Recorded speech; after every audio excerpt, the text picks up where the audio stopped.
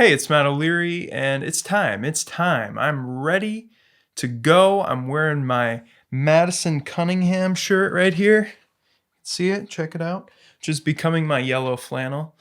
I'm moisturized. I'm in my lane. And this is my top 10 albums of 2024. All the virtual crate digging. These are the fruits of my labor right here. If you haven't seen it yet, I also did my top 30 albums of the year, counting down. So from 30 to 11. I'll put that link below. I also did my top EPs of the year. And then I'm going to do a couple top songs of the year videos coming up soon. Your new favorite band lands at number 10. This is a band from Atlanta that's just blown my mind this year. It's Improvement Movement with Slump.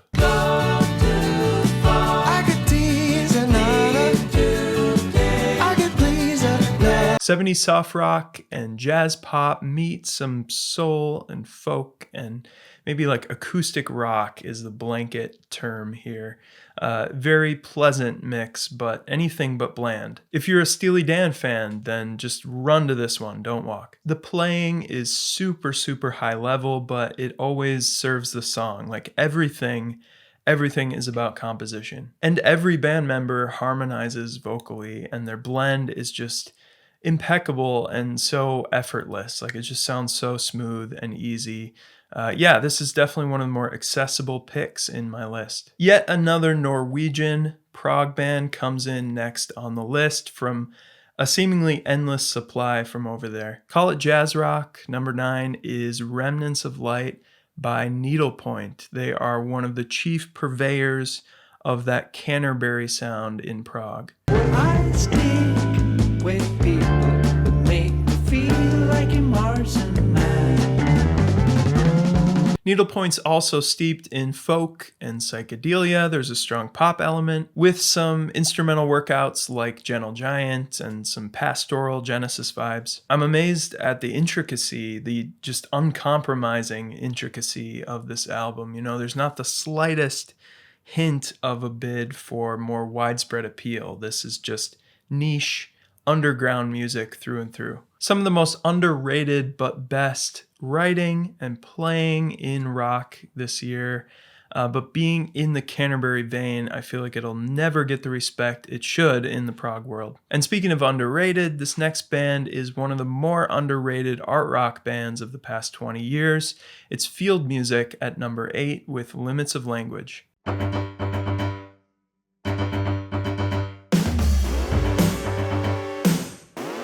Field Music have some similarities to a band like the Dodos or Dutch Uncles for me.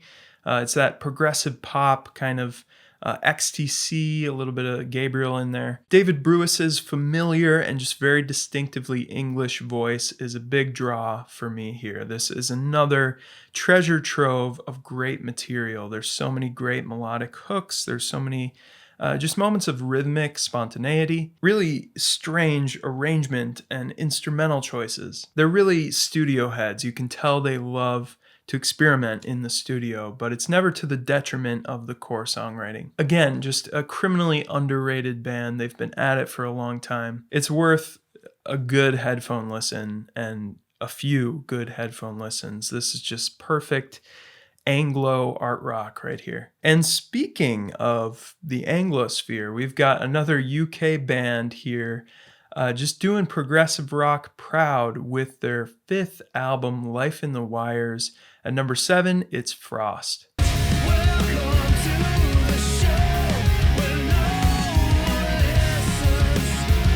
Frost really knew what they were doing with that band name, because this is some ice-chilled, just glacial prog rock and metal music, so carefully crafted and just cared for. Life in the Wires is just such a mature statement from the band. Jem Godfrey's voice is amazing, the songwriting amazing, the production amazing. One of the reasons I think that prog is still such a vibrant genre today and has such a big following and fan base is because of just the sheer diversity that an album like this shows that I don't think many other genres can claim. Like having the songs Idiot Box and then Absent Friends right next to each other on the same album. They could not be two more different songs. The first being just high-octane metal, and the second being a Disney princess-esque ballad. If you wanted to show someone one single album to really represent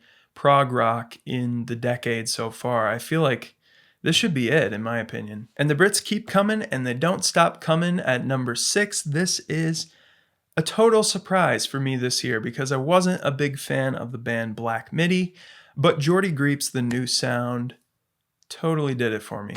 You imagine a roaming Cambria that captures your melancholy.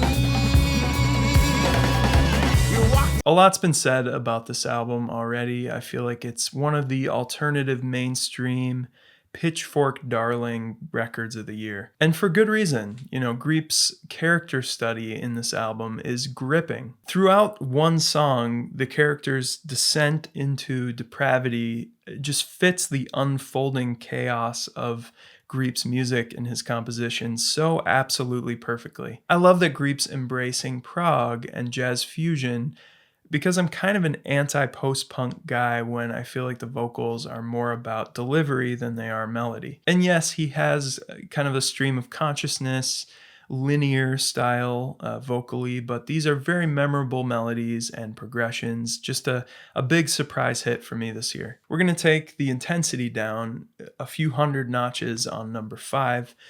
This is an album that I didn't really get on first listen, but I just kept coming back and back and back, and I get it now. It's Peel Dream Magazine with Rose Main Reading Room.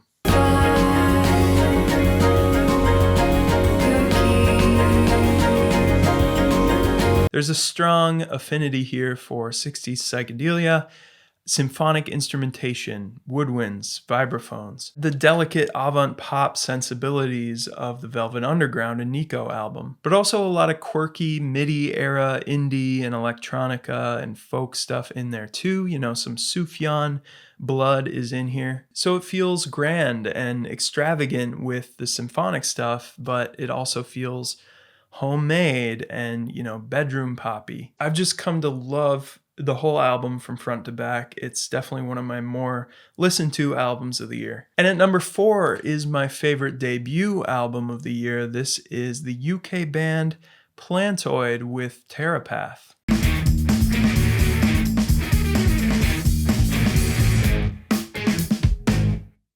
Indie prog rock with some strong jazz and psych influences.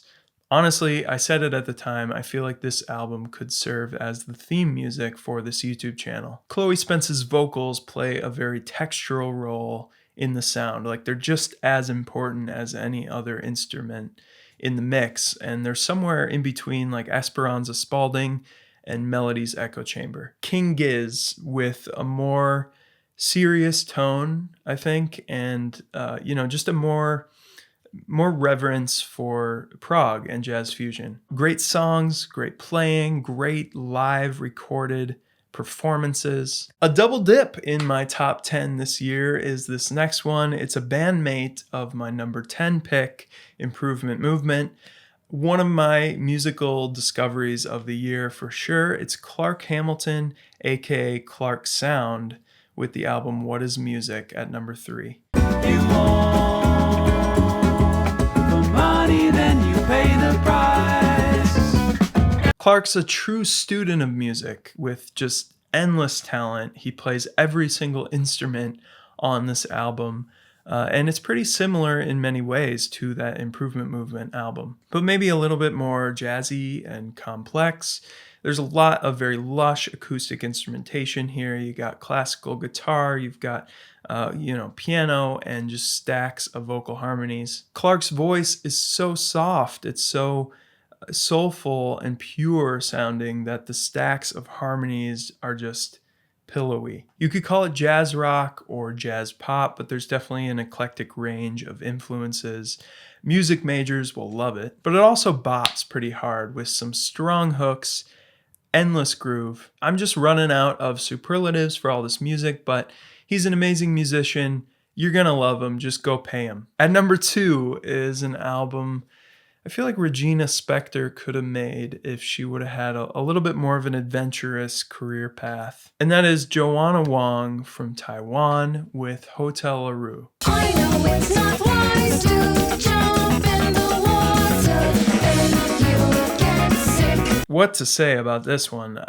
Holy cats. 51 minutes long and 23 songs, and every one of them just keeps you guessing at every single turn, and there's so much here. There's rock, and there's about 1 million other things. It's really pointless to try to describe the sounds on this album. It's just a fun ride of imagination and these dramatic vignettes. Joanna is a fantastic singer. Her band is on fire. The compositions are so meticulous. This one really just got me this year. You know, you can't just listen to one or two songs because every single song brings something new to the table. And just take my word for it. Put it on front to back if you like any complex, quirky pop music. As a music fan, you never forget the music that made you. You know, those bands, those artists that you discovered and you became a fan of at a really formative time in life, and you just waited on every single release with bated breath. Blinded by your own bias, you pre-ordered the album as soon as it was announced. That's how I feel about this band at number 1.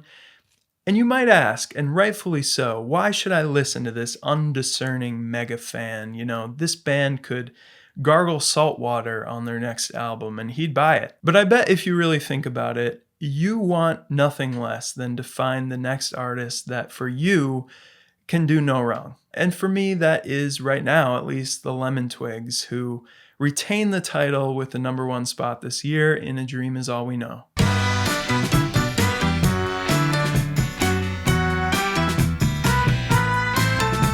I can't really explain the level at which this album and this band has cemented itself in my life, in my consciousness.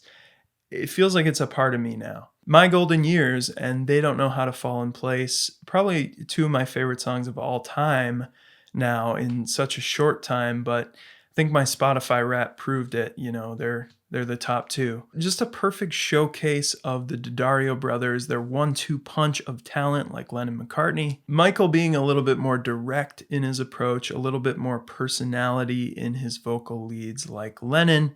And then Brian, on the other hand, with his ever intricate chord structures and just crazy harmonic acrobatics. It's a 10 out of 10, and I really wouldn't change a thing. You know, sweet vibration, perfect Baroque pop song with the weirdest vocal melody. In the Eyes of the Girl is, you know, the best Beach Boys impression since The Real Thing. I Should Have Known Right from the Start and Ember Days are deep cut classics for me with their more restrained folk approach. This is a band that for me embodies everything that I value in music. You know, I talked about it in the last video. I feel that I've learned about myself. I'm a bit of a music formalist, which means I care about the fundamentals, the core elements of music more than any outside context or cultural significance or anything like that. So melodies, harmonies, rhythms, you know, for me, this is songwriting. That, yeah, they dress like 60s hippies and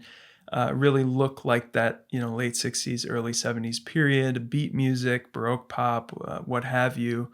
But that's the least interesting thing about them. You know, it's their writing that really makes them stand head and shoulders above anyone in this retro arena. For the Lemon Twigs, I think writing is everything, and they're just on a roll. I love that in these end of year videos, I always like go late into the night, and it ends up being really dark in here by the time I'm done. But these do take quite a bit of time to just put together and make these lists and listen back to all the music. So I really appreciate you watching to this point. Please like the video if you haven't already. Comment below if you can with just your highlights from 2024, music or otherwise. And as always, thank you so much for watching.